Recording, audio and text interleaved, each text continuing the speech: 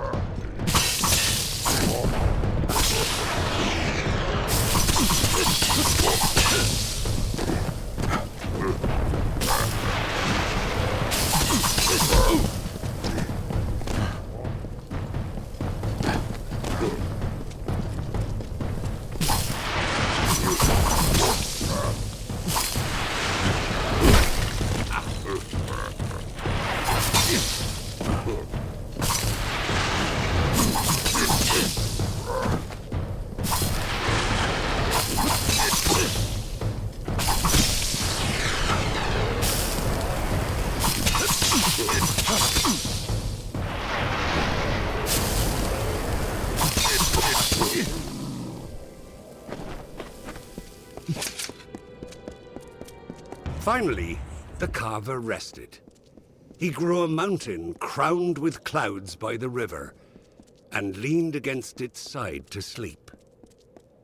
ages passed, and the sand settled into his work, and all the land was still.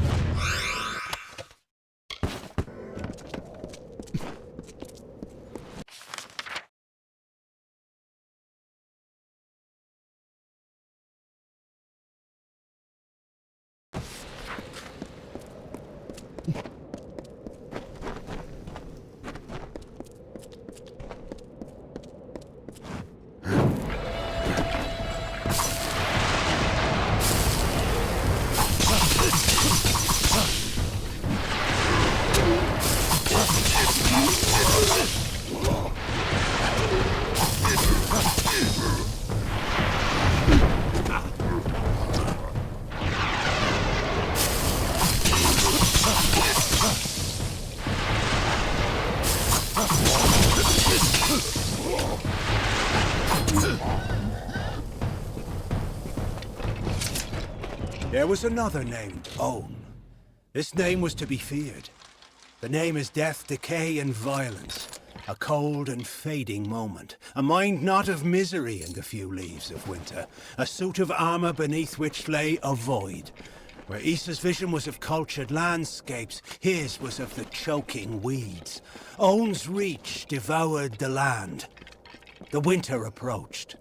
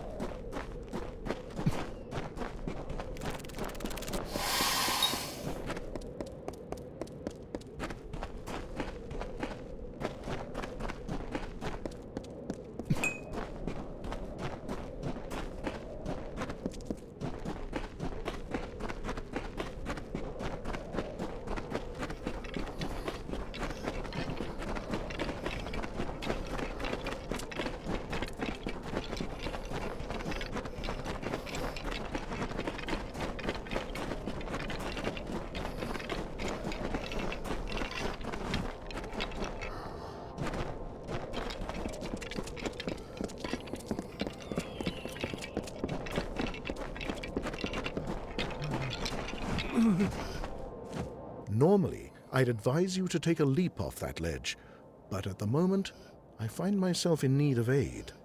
Don't think you'll get anything out of it, though. I certainly won't teach you anything. Damned kobolds is what. Poison spear to my leg and it's begun to fester. There are things for it, easy to gather myself. If I could walk, foul stuff. I never touch it. The natural course of healing's best, if you ask me. I'd be grateful. I'll need. Can you get me? That day, the carver woke to find his touch run dry, the wellspring of his power dead as dust at the source. He heard then the first whisper, the first mention. Mortals.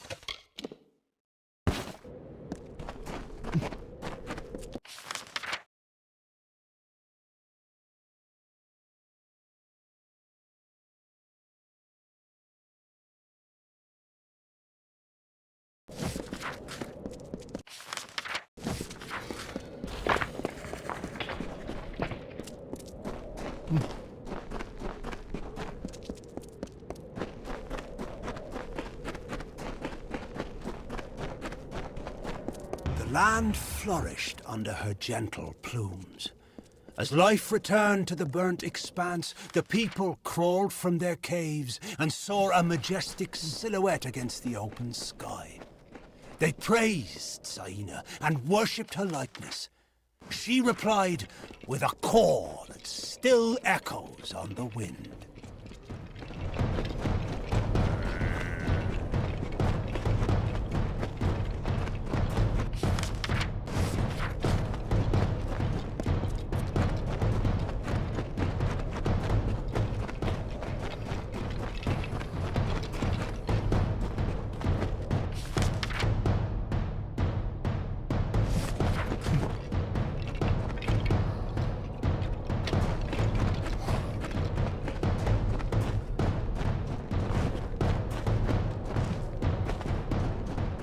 Helios heard the call, and looking down upon the desert, grew irritated.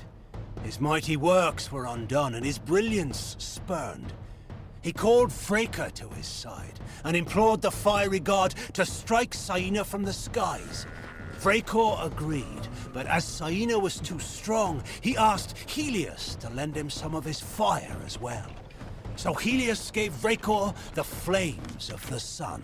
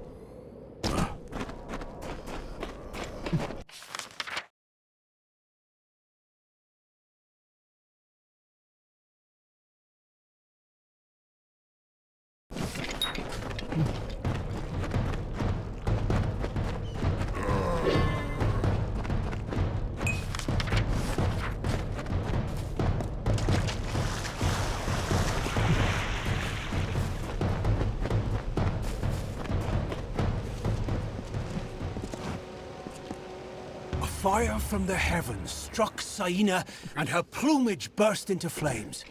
She flew high to cool her feathers and dove to extinguish the fires. Still nothing would cease the burning, and she knew that she was doomed. So she absorbed as much of the heat of the sun and the spirit of fire as she could, and fell dead to the earth. Now, only her bones remain, but she will rise again if life is threatened in the Hollow Lands. Name's Al. I'll get it back to you. As good as new. Take care in the sands. You're on.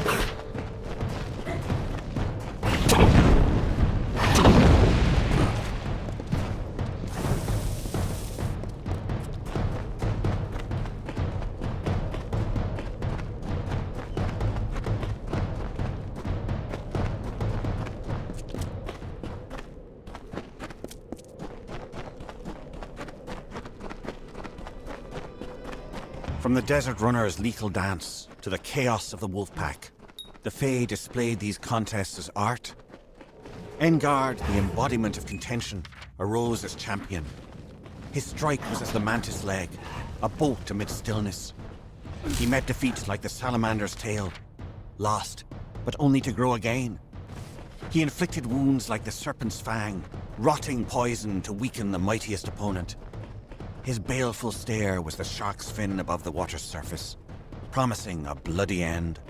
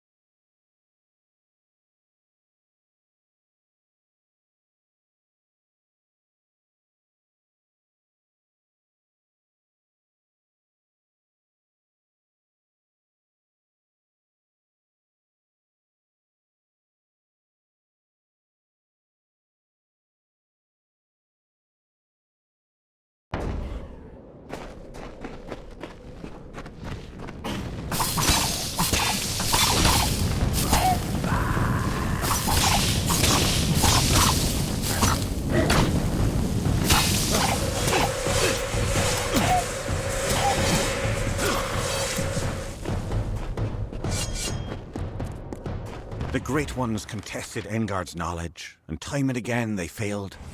The combat space was a patch of dirt, which soon became a clearing. The clearing, trampled by the feet of warriors, sunk into the earth and became an arena where the bravest mortals heard the feral clamours of the combatants.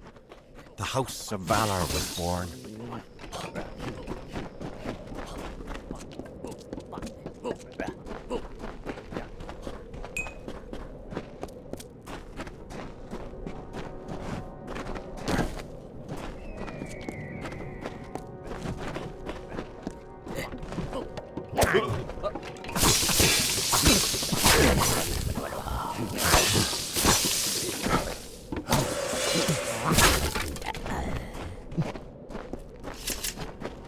The Withering War swept across the land.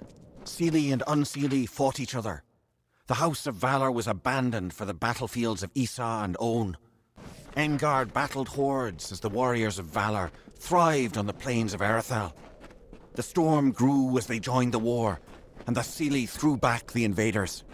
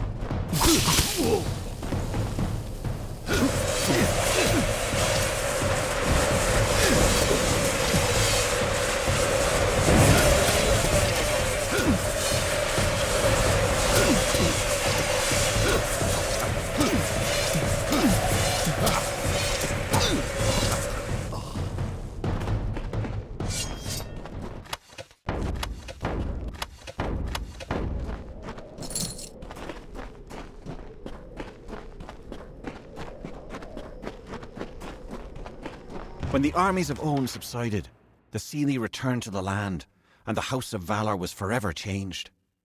The conflict of the cycle waned, and the Fae now embodied the peace of sleep. Engard no longer fought, and was without purpose. The great cycle turned through the ages. Seasons passed. A mortal defeated the champion of Valor. His name was Hroth Magnus. You do not belong here, mortal. The crown of the sun is a Fae domain. I do not wish to speak to you about Fae affairs, mortal. This place is older than your mind can grasp, and it will remain long after you are gone. Ulcerand is the last bastion of the Fae in Detir, one of the few places in these desert lands where we are plentiful. They are summer Fae, but their minds have been altered. They attack any who travel the sands, be they mortal or Fae. I am the guardian of the Crown of the Sun. I watch over the new keepers as they meditate in preparation for their time at the crossing. It will be some time yet before I have new charges to shepherd.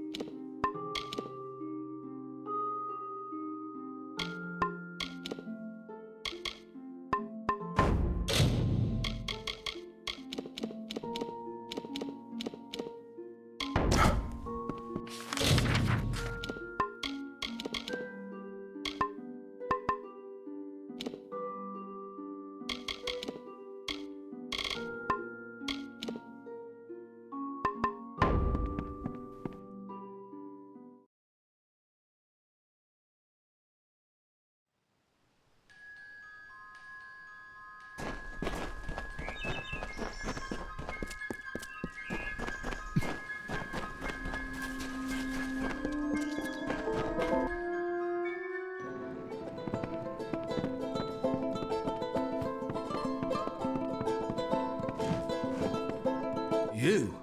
I was wrong about you. You have my thanks. Not soon enough. Oh, thank the God. Safe journey.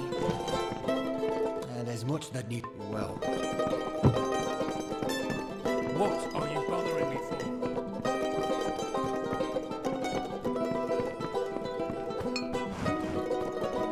for? Now.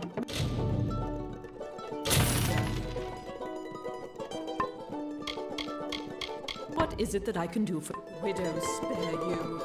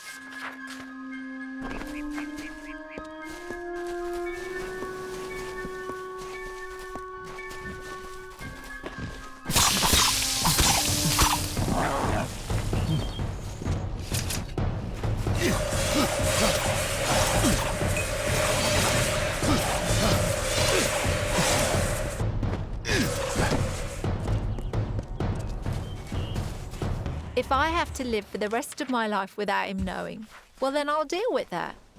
I think there's something to be said for it. I think it's noble. Yeah, I could tell someone, but that's just asking for praise. What makes it an act of kindness is that nobody knows, or at least that he doesn't know. I let him have the glory. No one has to know his arrow missed. He saved the town. He's a hero.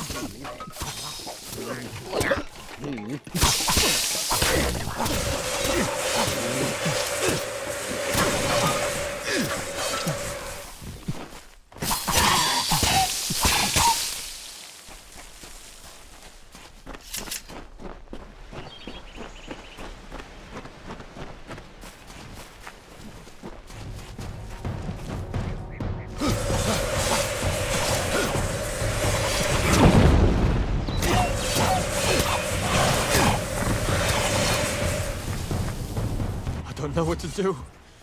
Why go to a Fate Weaver? Why? Sometimes I don't feel this way. Sometimes it's reassuring, but not right now. Not when it's so close. I still think it's a blessing. Talking to that Fate Weaver means I can make good on the time I have left. But how can I tell my family? It's like erasing the smiles from their faces, or like killing the joy in their hearts. Why would I do that? So I don't feel guilty about deceiving them? Isn't that just selfish? Is it completely selfish to not tell them, so I don't have to see them upset? But facing this alone, truly alone, I can't do it. All of you. As you've clearly heard, proceed no farther, mortal. You are not one of our kind, and the seat of Sir Sagrel will never be occupied by one so mundane. Hallam the White prepares the contest, and he must not be interrupted at this our time of greatest need. No doubt you speak of Illuvia, impetuous fool. I told her to avoid your settlement, to avoid Oderoth altogether. I will chastise her appropriately upon her return. It is a loss, yes, but not the first unexpected event in this telling. What happened? Attacked, you say? Your kind is too timid to even speak to us, and now you're trying to kill us. I do not understand it. However, your honesty is appreciated. Tell the people of Gorhart that they have nothing to fear from us. We mean them no ill will, as long as they leave the forest undisturbed as they found it. It is to fill an unoccupied... This is not a mortal concern. If Hallam learns I told you, he may see to it that I... Goodbye.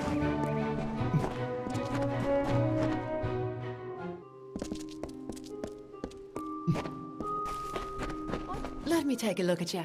I'm Ilova, instructor in the persuasive arts. Until next time. Looking forward to it.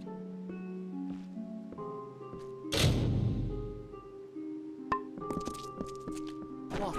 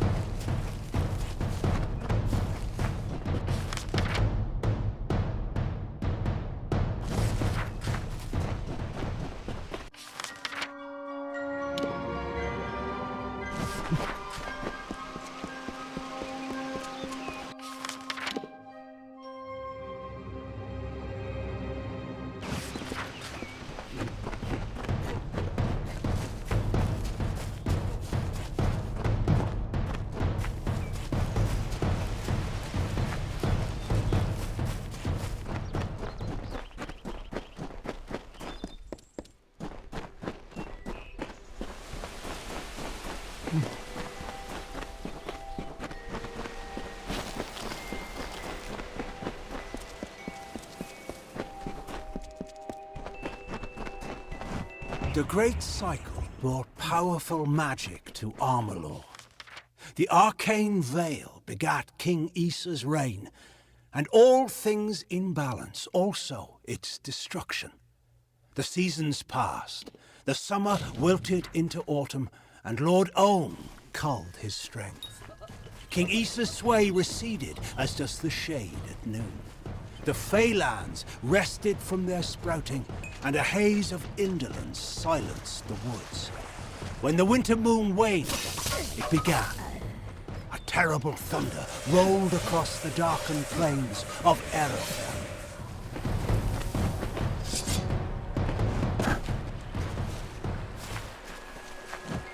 In his great plan, Mitharu blessed both us and the Fae with nature.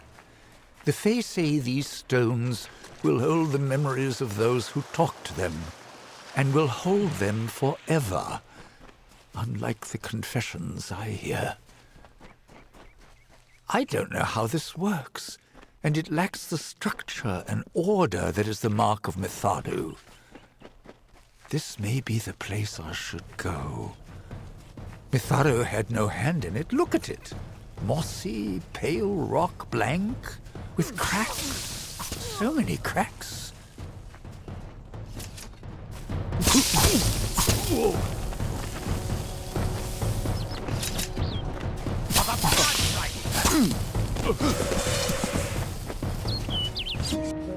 The maid, convinced of Olane's threat, agreed to free the town. The people offered thanks and praise, and quietly she went her ways.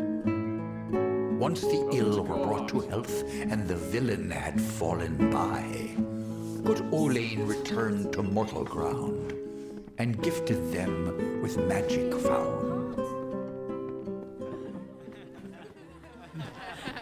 You made it. You're back. I was so worried that the Fae had taken out the revenge on you. As usual, I was wrong. The Fae has recovered, thanks to your potion. In fact, she wishes to stay in the village for the next several weeks as she Goreheart will be a new community, a place of compassion, and it's thanks to you. Please, take my sword and buckler. Bye now.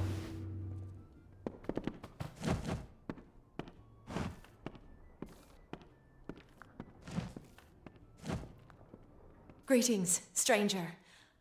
I understand that you are to thank for my longevity. I'm in your debt. Our people have too long.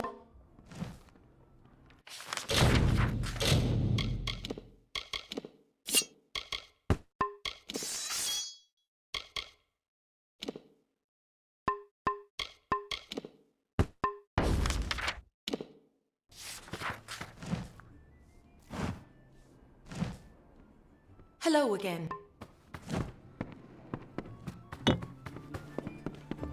Hello.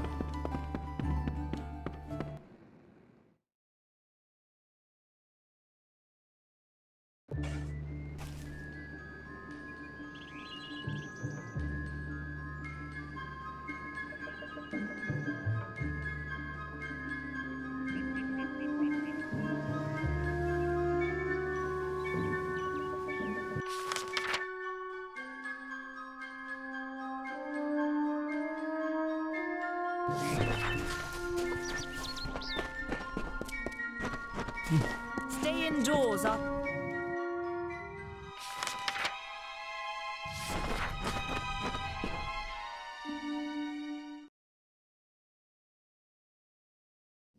We're lucky things worked out as they...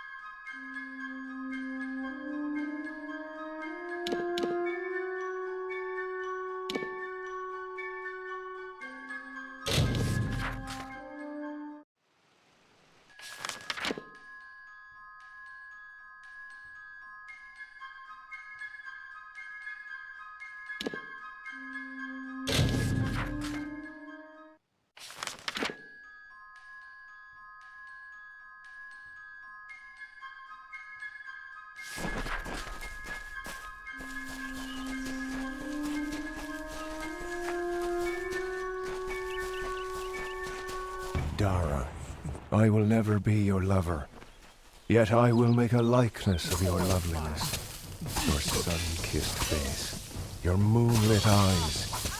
I found a crest of sand, from which I will give my love true form.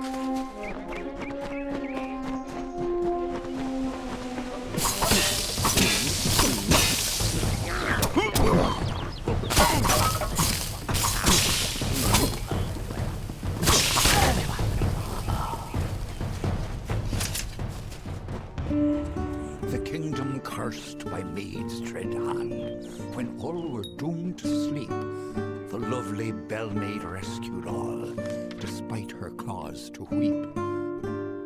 And why did Bell-maid cry, you ask? Her king Wenson was ill. The evil maid of Windermere had tried to break his will.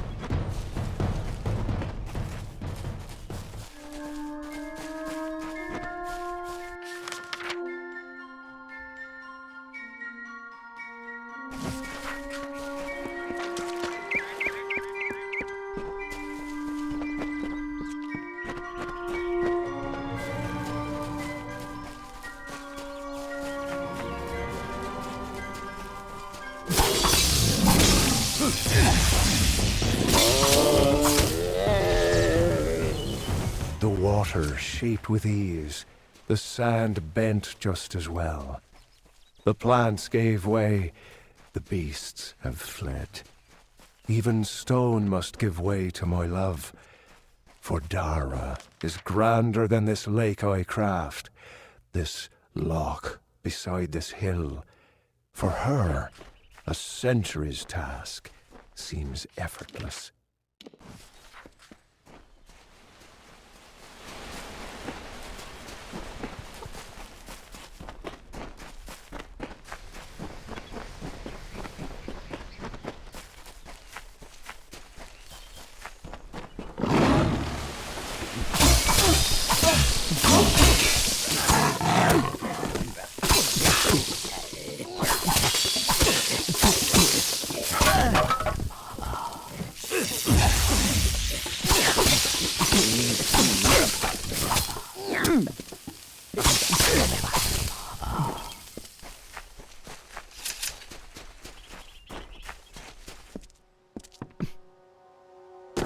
So hard I worked to make this jewel for Dara's crown, that I did not notice when winter took her from the summer wood, never to be Dara anymore.